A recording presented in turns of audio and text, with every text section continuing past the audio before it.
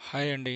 ఆహ్, మీకందరికీ ప్రామిస్ చేసిన విధంగానే నేను ఒక కొత్త జాబ్ నోటిఫికేషన్ తీసుకొచ్చాను ఇన్ యాక్సెంచర్.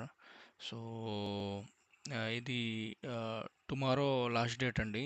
సో, అందుకోసం ఇంత అర్జెంట్‌గా చేయాల్సొచ్చింది ఈ వీడియో.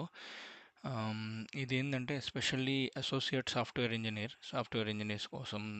సో, అందరూ who are looking for 0-2 years experience అనేది. ఫ్రెషర్స్‌కి కూడా ఎలిజిబుల్ అండి దీనికి. ఫ్రెషర్స్ కూడా అప్లై చేయవచ్చు.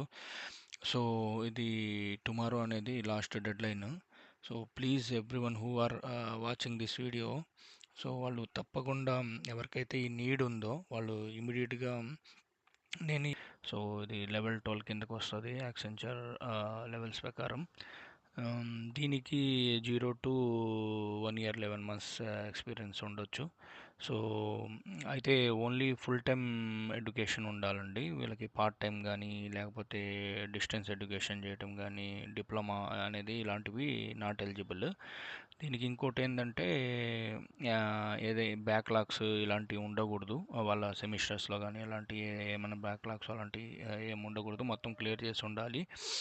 అండ్ దీనికి వన్స్ మీరు అప్లై చేసిన తర్వాత మీరు ఎలిజిబుల్ అయితే దీనికి ఒక ఈమెయిల్ వస్తది వాళ్ళ సైడ్ నుంచి. సో, దెన్ మాక్ అసెస్మెంట్స్ ఉంటాయి. సో, ఆ మాక్ అసెస్మెంట్‌లో ఏందంటే బిహేవియరల్ అండ్ కాగ్నిటివ్ అసెస్మెంట్ ఒకటుంటది 40 మార్క్స్‌కి.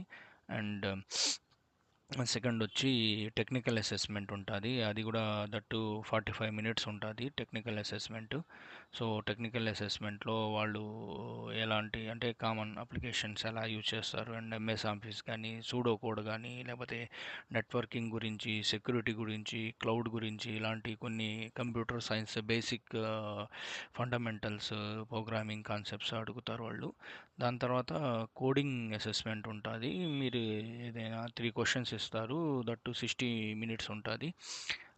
వాళ్ళు డాట్ నెట్ కానీ, జావా కానీ ఫ్రంట్ ఎండ్లో లేదా python, C plus plus use చేసి కోడింగ్ ఇచ్చిన 3 క్వశ్చన్స్ ఎలా మనం రాస్తాము కోడింగ్ అనేది. నెక్స్ట్ బ్యాక్ ఎండ్ డేటాబేస్ ఉంటుంది.